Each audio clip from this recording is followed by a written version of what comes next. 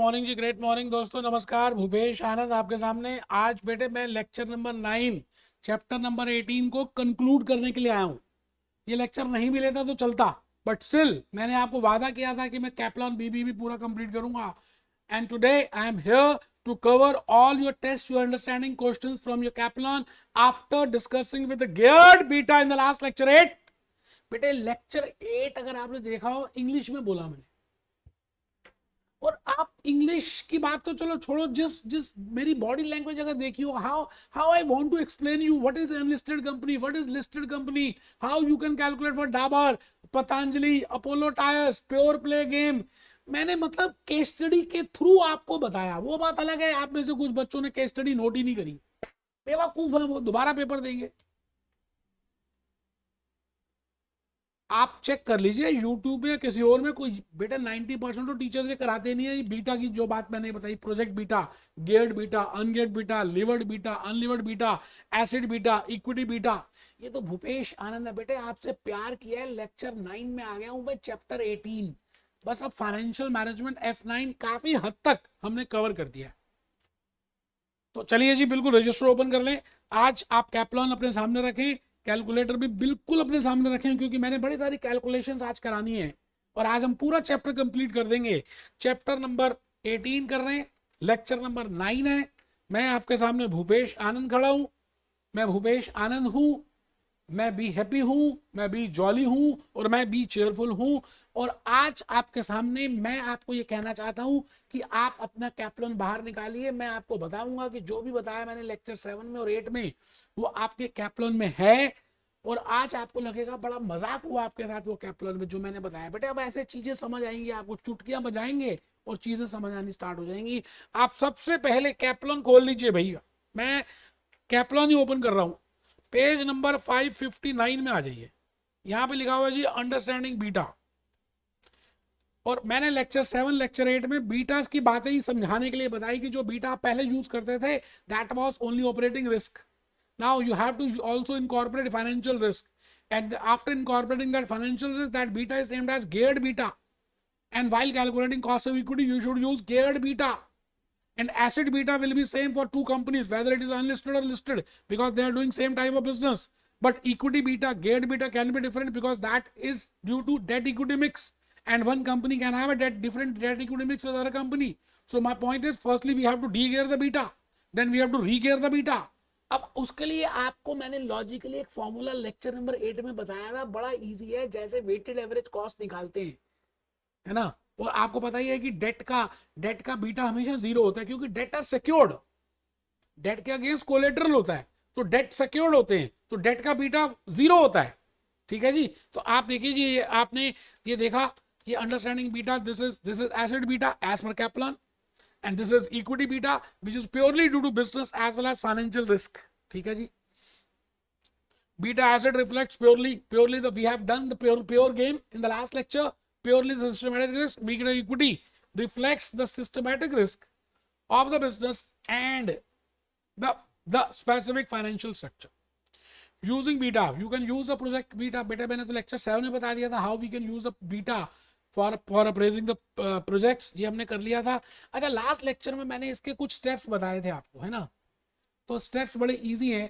पहले आप क्या करेंगे, दो कंपेरेबल कंपनीज को ढूंढ लेंगे, जिसमें से एक लिस्टेड है दूसरी अनलिस्टेड है। लिस्टेड का आपको कहीं पता होगा, पास्ट एक रिकॉर्ड होगा, लेकिन वो जो बीटा उसका होगा उसको डी गेयर करना पड़ेगा। अच्छा, डी गेयर करने के लिए मैंने आपको एक फॉर्मूला लिखवाया था लास्ट लेक्चर में, उसको लॉजिकली बताया था, तो मैं आज नहीं करा रहा, टाइम लगेगा। ठीक है, तो ये आपने फॉर्मूला देखा। ठीक है जी। और bond because debentures, because as per Modigliani tax, there is incidence of tax, so we have a tax saving on that. तो जब भी हम बॉन्ड की, डिबेंचर्स की, लोन नोट्स की करते हैं तो 1 माइनस टैक्स करते हैं। अच्छा, तो ये value of beta of asset आ गया, beta of equity into value of equity upon value of equity plus value of debt into 1 minus tax. सब बताया बेटे लेक्चर 8 में। फिर हम री गेयर कर देंगे बीटा को, जैसे मैंने कहा था पतंजलि, मैंने कहा था डाबर, पहले डाबर का डी गेयर कर दो, फिर उसके बाद जो बीटा एसिड आ गया फिर उसको री गेयर कर दो पतंजलि के हिसाब से। इजी है, एक दो बार क्वेश्चन करेंगे तो हो जाएगा। तो हम सीधा पहुंच रहे हैं जी क्वेश्चन नंबर, इलस्ट्रेशन नंबर 1 करेंगे। बेटा पूरी इलस्ट्रेशन को डिस्कस करेंगे, समझेंगे, टेस्ट योर अंडरस्टैंडिंग करेंगे कि आपको एक एक बात तक समझ आ जाए। चलिए जी स्टार्ट कर रहे हैं। A company is a hot air balloon.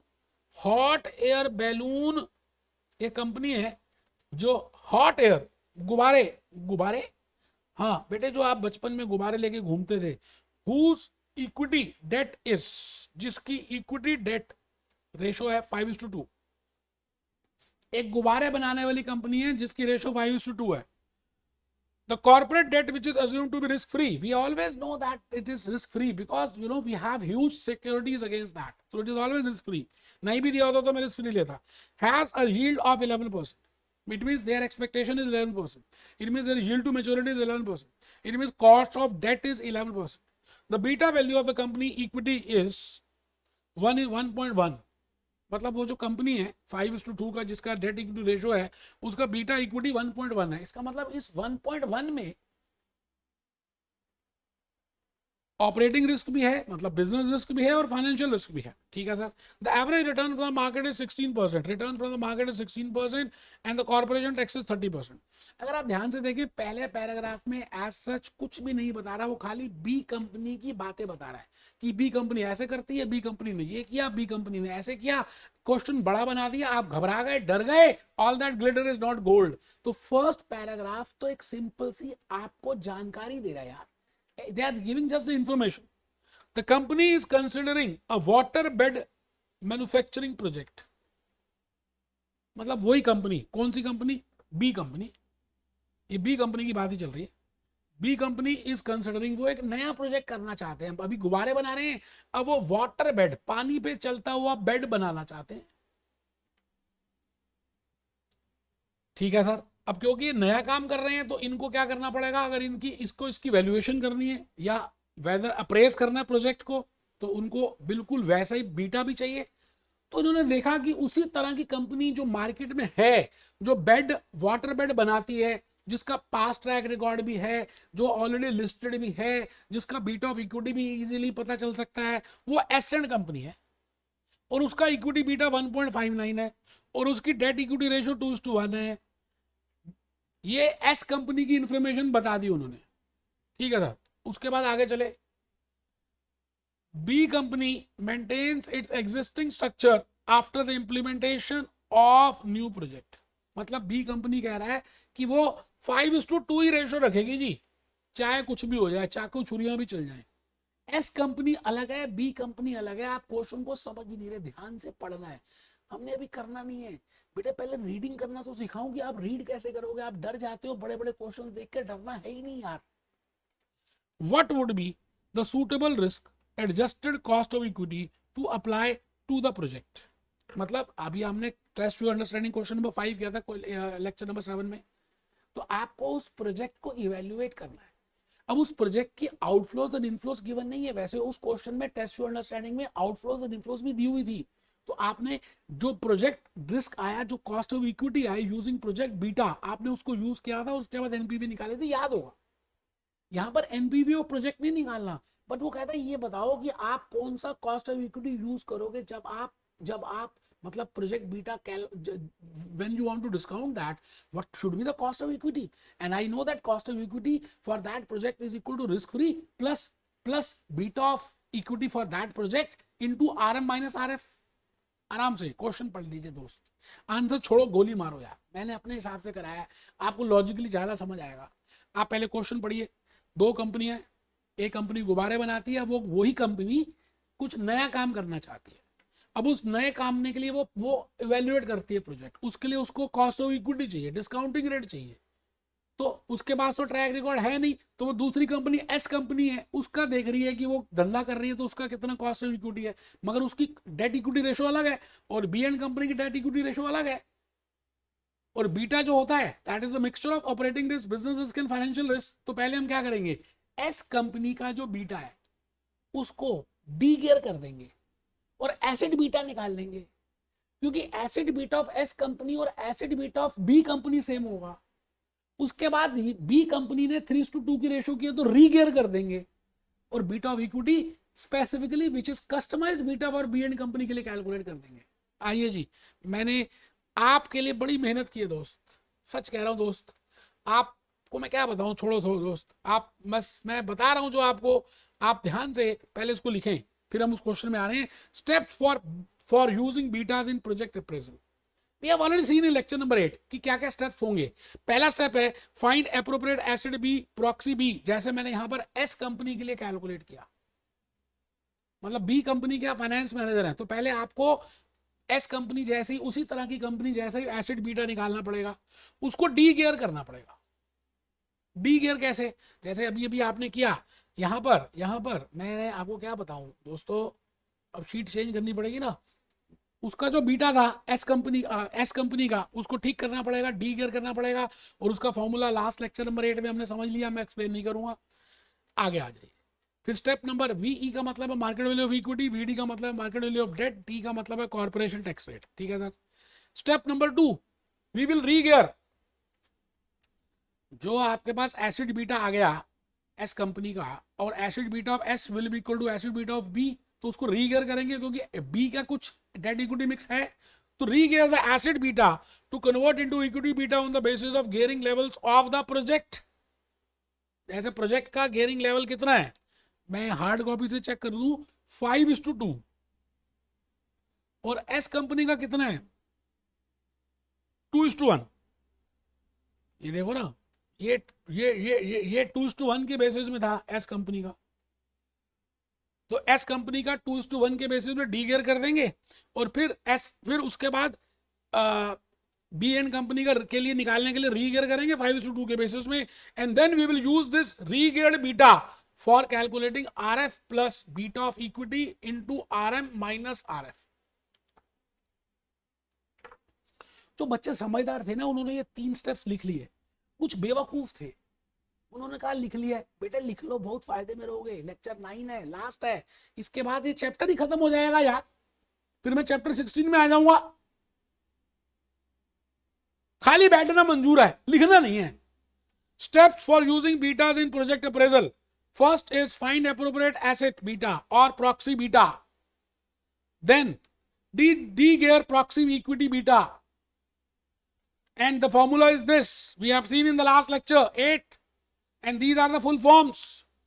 Then re-gear the asset beta to convert into equity beta on the basis of gearing levels of the project or the new company.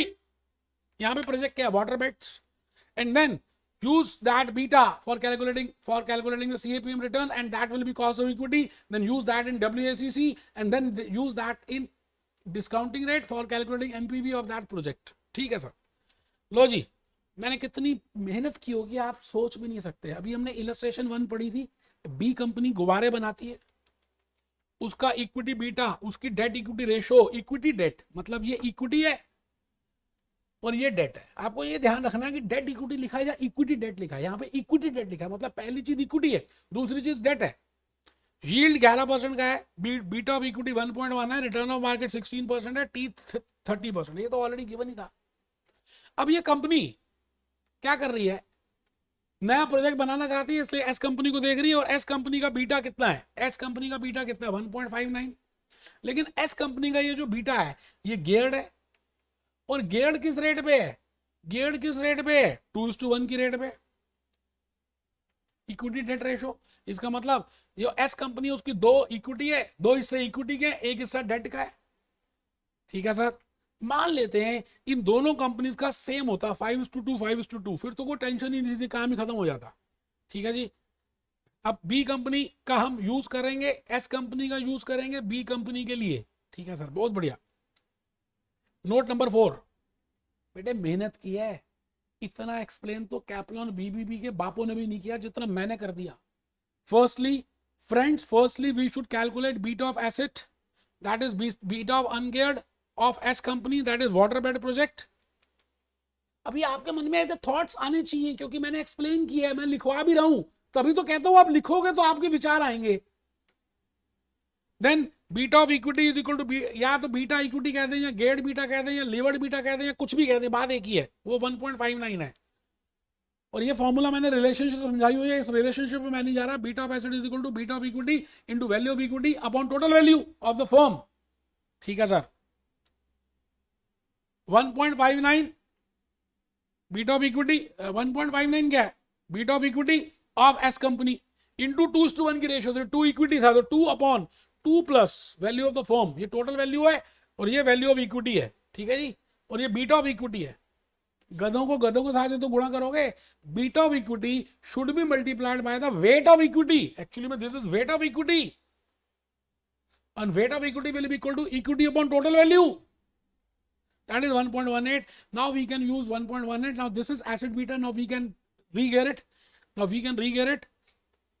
ऊपर वाला आपने D gear किया, अब री-गियर कर दो 1.18 को, ठीक है जी। एस कंपनी का बीटा ऑफ इक्विटी हमेशा ज्यादा होता है, मैंने बताया कितनी मेहनत की है यार, मैं अपने आप को शाबाशी देता रहता हूं कि यार लॉजिकली समझाने की कोशिश की कि beta of equity is equal to 1.59 and always beta of equity is more than beta of asset.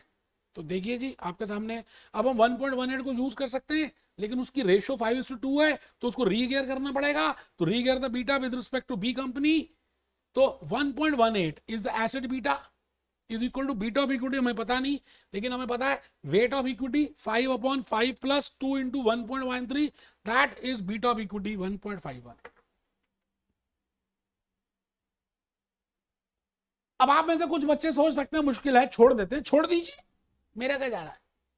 और आप में से कुछ बच्चे होनहार होंगे, नहीं करके जाएंगे, बेटे मैं उन बच्चों को शाबाशी देता हूं जो ऐसी भावना रखते हैं, क्योंकि मैंने अगर मेहनत की है तो आपको ये पूरा कंप्लीट करना है, इसलिए कॉस्ट ऑफ इक्विटी कैलकुलेट करेंगे आप, क्योंकि मेन पॉइंट यह था कि how to calculate cost of equity, क्योंकि कॉस्ट ऑफ इक्विटी में मुझे बीटा ऑफ इक्विटी चाहिए।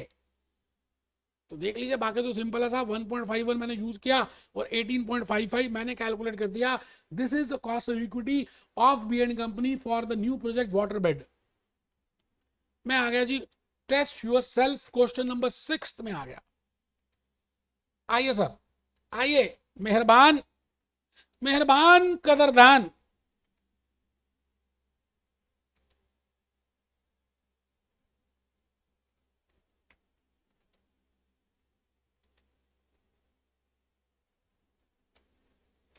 मैं आ गया सर, हाँ अच्छी बात है, आ गए तो लो जी, इलस्ट्रेशन 1 तो हो गई, मैं नेक्स्ट में आ गया जी test your understanding, question number 6 में। A company H all equity means 100% equity is about to embark a new diversification electronic industry। मतलब खाना बनाती थी, जैसे मैकडॉनल्ड्स बर्गर बनाती है, अब मैकडॉनल्ड्स कहती है जी मैं इलेक्ट्रॉनिक का भी काम करूंगी, मोबाइल भी बनाना शुरू करूंगी। अब मोबाइल का तो उसको एक्सपीरियंस नहीं है, अब वो मोबाइल करे या नहीं करे उस प्रोजेक्ट के लिए उसको वो चाहिए डिस्काउंटिंग रेट, उसके लिए वेटेड कॉस्ट चाहिए, उसके लिए केडी और केई चाहिए, और उस केई के लिए वो केई क्या होगी, गियर्ड इक्विटी होगा, बीटा उसके लिए बीटा ऑफ इक्विटी चाहिए, और वो बीटा ऑफ इक्विटी पता नहीं है तो क्या करेगी, साथी हाथ बढ़ाना, एक अकेला थक जाएगा। तो मैकडॉनल्ड्स क्या करेगी, इलेक्ट्रॉनिक में जियोमी को देखेगी, जियोमी की इक्विटी निकालेगी, उसको डी गियर करेगी, उसको री गियर करेगी और उसको यूज कर देगी, कहेगी आ गले लग जा मेरे बेटा, और फिर अपने प्रोजेक्ट को एवेल्युएट करेगी। बेटे यही होना है, आप पढ़ लीजिए, बड़ा प्यारा सा है, चारों पार्ट्स करूंगा, अपने हिसाब से करूंगा, कैप्लन के हिसाब से नहीं करूंगा, आंसर वही आएगा, आपको लॉजिकली तभी समझ आएगा जब आप इस क्वेश्चन को ध्यान से पढ़ेंगे। करंट बीटा मैकडॉनल्ड्स का 1.2 है, average beta of electronic is 1.6, gearing in electronic industry 30:70, it means ये 1.2 3:7 की रेशियो से आया, मतलब डेट 30% है, इक्विटी 70% है, तो बीटा आ रहा है 1.2 का। कॉर्पोरेट टैक्स रेट है रिस्क फ्री, ये पागल बना रहे हैं, नहीं भी लिखा तो हमें पता है ये रिस्क फ्री है जी, बेवकूफ वाली बातें, बार बार risk free. Return of market given है, return of risk free given है, कॉर्पोरेट टैक्स रेट गिवन है, what should be the risk adjusted cost of equity for the new investments if. अब उन्होंने 4 ऑप्शंस दे दिए कि अगर हम 30:70 रखें, एच वाले फूड इंडस्ट्री वाले मैकडॉनल्ड्स वाले कह रहे हैं हमारी रेशो भी 30:70 है। मैंने आपको अभी थोड़ी देर पहले बताया था कि अगर मान लेते हैं जो अनलिस्टेड कंपनी और जो लिस्टेड कंपनी उनका फाइनेंशियल स्ट्रक्चर भी सेम है, डेट इक्विटी रेशो भी सेम है, तो फिर मेहनत करने की जरूरत नहीं है, उसी को उठाएंगे हॉट केक जैसे और यूज करके काम खत्म करते हैं, क्योंकि फिर डी गेयर भी नहीं करना, री गेयर भी नहीं करना। ए पार्ट में चेक करिए, वो कह रहा है जी जो फूड कंपनी है, जो मैकडॉनल्ड्स है, उसका भी मान लेते हैं डेट इक्विटी रेशियो वही वाला है जो इलेक्ट्रॉनिक इंडस्ट्री का है, तो इसमें कुछ री गियर डी गियर की जरूरत नहीं है, इसी को कहेंगे आ गले लग जा। एक बच्चे को नींद आ रही थी, उसको समझ नहीं आया। दूसरा है 100% इक्विटी। तीसरा है 20% डेट एंड 80% इक्विटी। और फोर्थ है 40% डेट एंड 60% इक्विटी। बेटा सच कह रहा हूं, अगर ये क्वेश्चन आपने ईमानदारी से समझ लिया ना, तो पूरा आपको बीटा समझ आ जाएगा। Project beta lecture 7, lecture 8, lecture 9 की पूरी मेहनत हो जाएगी। आप क्वेश्चन पढ़ लो, मैंने इसकी बड़ी प्यारी प्यारी स्लाइड्स बनाई है, हम उसको करेंगे। क्वेश्चन में मैं बार बार नहीं आऊंगा, इसलिए क्वेश्चन को ईमानदारी से पढ़ो, हार्ड कॉपी निकलवा लो। आप बेवकूफ हो, अभी तक हार्ड कॉपी भी नहीं ली आपने। मैं क्या बताऊं यार, मुझे दुख होता है कई बार आप सबके ऊपर। आओ आओ, note 1, McDonald's food company burger बना रही है, खाना बनाती है। अब इसको लालच आ गया, ये इलेक्ट्रॉनिक में जा रही है। जैसे Xiaomi इलेक्ट्रॉनिक कंपनी, ये भी Xiaomi जैसा काम करना चाहती है। बट अभी तक अगर आप देखें तो मैकडोनल्ड्स का बीटा 1.2 है और डेट इक्विटी मिक्स 100% इक्विटी है। इलेक्ट्रॉनिक इंडस्ट्री को देखें तो उसका इक्विटी 1.6 है और रेशो 30:70 है। अब मैं पहली बात ये कह रहा हूं कि अगर इसकी भी रेशो 30:70 होनी होती, या ये कहती है मैं 30:70 रखूंगी जब मैं इलेक्ट्रॉनिक का धंधा शुरू करूंगी, फिर तो कोई टेंशन ही नहीं है भाई साहब, फिर तो सीधा 1.6 यूज कर दो। फिर क्या डी गियर करना है और क्या री गियर करना है, समझ आ रही है आपको। और cost of equity as per CAPM कैसे होती है, RF plus beta of equity into RM minus RF. और आप चेक करिए 10% plus 1.6 into 2.25% minus 10%, that comes to 34%। Cost of equity 34% आपकी आ रही है फर्स्ट पार्ट में। बट अगर हम 100% इक्विटी रखें तो मुझे डी गियर भी करना पड़ेगा, री गियर भी करना पड़ेगा। क्यों? क्योंकि इलेक्ट्रॉनिक्स का इंडस्ट्री का डेट इक्विटी 7:3 है। इसका मतलब वो जो बीटा है जो इलेक्ट्रॉनिक्स का है वो 7:3 के हिसाब से आया हुआ है। ठीक है सर, तो देखो ये अगर 100% इक्विटी है तो मैं क्या करूंगा, सबसे पहले एसिड बीटा कैलकुलेट करूंगा। और एसिड बीटा कैसे कैलकुलेट करते हैं, आपको फॉर्मूला बताया हुआ है, beta of equity into value of equity into weight of equity. Weight of equity is equal to value of equity upon total value. Check कर लीजिए 1.6 इंटू 0.7, क्योंकि 70% पे वो जो पॉइंट है मतलब जो ये 1.6 कैलकुलेट किया गया है ना, ये 70% डेट इक्विटी था और 30% डेट था। ये देखो 70% इक्विटी 30% डेट, तो 0.7 upon 0.7 plus 0.3 into 1 minus tax, ये आ गया जी 1.23। ये आ गया जी।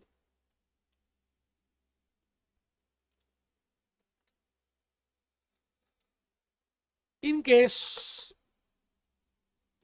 of 100% equity, beta of asset is equal to beta of equity, ये तो हमें पता ही है। तो बीटा ऑफ एसेट फिर मतलब क्योंकि फाइनेंशियल्स है ही नहीं, तो मैंने ऑलरेडी निकाल लिया है जी 1.23। तो 1.23 मैंने सीएपीएम यूज किया, 10% प्लस 1.23 दिस। अब ये जो बातें लिखी है ना, ये बातें कैप्लॉन में नहीं है, ये आप नहीं लिखेंगे तो भाई साहब मैं क्या बताऊं, आप कुछ नहीं बोलूंगा भाई साहब। कमर सीधी करके आप बैठते नहीं, ढीले होकर बैठते हो, मोबाइल फोन बार बार देखते हो, फिर कहते हो जी क्वेश्चन हो जाएंगे, थप्पड़ मारूंगा कुछ नहीं होगा। और अगर आप समझ लीजिए 20-80% है क्या, जो मैकडोनल्ड्स है फूड कंपनी, वो कहते हैं मैं इतनी रेशो रखूंगी, कोई टेंशन नहीं। पहले बीटा ऑफ एसेट तो निकाल ही लिया आपने 1.23, तो 1.23 वो तो सेम ही रहेगा चाहे कोई भी रेशो, क्योंकि उसमें तो इफेक्ट है ही नहीं गेयरिंग का। तो beta of equity into 0.8 upon 0.8 plus 0.2 into this, ये आ गया जी 1.45। है काम मुश्किल यार, ये तो आप कर नहीं रहे, हिम्मत नहीं कर रहे। कैलकुलेटर मेरे सामने है, हार्ड कॉपी मेरे पास है, इरादे मेरे बुलंद हैं, आप ढीले ढीले हो रहे हो। पेपर आपने देने हैं, मैं खड़ा होकर पढ़ा रहा हूं, कर रहे नहीं रहे आप। फिर सोचते हो कि कुछ ऐसा करामात होगी सब आ जाएगा, समझ कुछ नहीं आएगा। लास्ट पॉइंट पे आ जाइए, अगर 40:60 रखें तो 1.23 तो बीटा ऑफ एसिड रहेगा ही, 0.6 इंटू 0.6 कर दीजिए, क्या यार। बेटे मुझे खुशी नहीं है, आप ना करोगे तो फायदे में रहोगे, बता रहा हूं। मैंने तो देखो कितनी मेहनत की है, सारी चीजें लास्ट तक कैलकुलेट करता गया। मैं चाहता तो कैप्लॉन में किच किच किच करके समझा देता, बुक में स्लाइड बनाई, लॉजिक समझाया, खड़े होकर पढ़ा रहा हूं, टाई लगाई, एनर्जी के साथ दे रहा हूं, बॉडी लैंग्वेज यूज कर रहा हूं, टोन को चेंज कर रहा हूं कि आप लॉजिकली मेरे साथ बने रहे। आपका इन्वॉल्वमेंट जरूरी है दोस्त, ताली दो हाथों से बजती है दोस्त। लास्ट पॉइंट पे आ गया जी। वैसे तो बीच के क्वेश्चंस बड़े इजी से हैं, मैं अब 11th में आ रहा हूँ, कर लेना बीच के 2-3 क्वेश्चन है साहब, मैं नहीं कर रहा, बेकार से क्वेश्चन हैं, मेरे को शर्म आएगी करते हुए भी, सच्ची सच्ची बात बताऊँ। मैं 11th में आ गया जी। 2 कंपनीज, वो कहते हैं जी 2 कंपनियां हैं, एक XY और एक PQ, दोनों सेम है, जुड़वा भाई हैं। एक की 1:3 की रेशो है और 1.2 का बीटा है, और दूसरी कंपनी की 2:3 की रेशो है। इसका इक्विटी निकालना है, इजी है। पहले क्या करो, आप इसका एसिड बीटा निकाल लो, फिर उसके बाद कैसे करोगे, डी गियर कर दो, फिर री गियर कर दो। अभी तो हमने किया, आओ आओ जी, आओ जी, दिल से दिल लगा जी।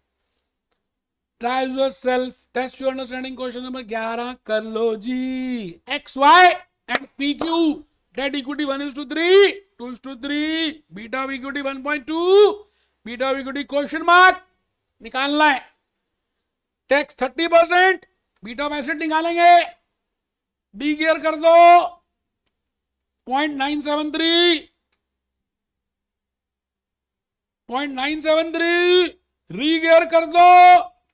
अब तो बड़ी बड़ी बातें बोलूंगा, अब आपको समझ आ रहा है, डी गियर कर दो, री गियर कर दो, लो जी, और बीटा आ गया 1.427। मेरी आपको राम राम है भाई साहब। चैप्टर नंबर 18 मेरे से हो चुका, अब मैं चैप्टर नंबर 16 में आऊंगा। F9 काफी हद तक खत्म हो चुका। भूपेश आनंद ने कम से कम 200 प्लस लेक्चर्स ले लिए होंगे बेटे अभी तक, नहीं तो हो जाएंगे। लॉजिक बताया, कंसेप्ट बताया, प्यार किया है, be happy, B jolly, B cheerful, be happy, B jolly, B cheerful. मिलते हैं जी।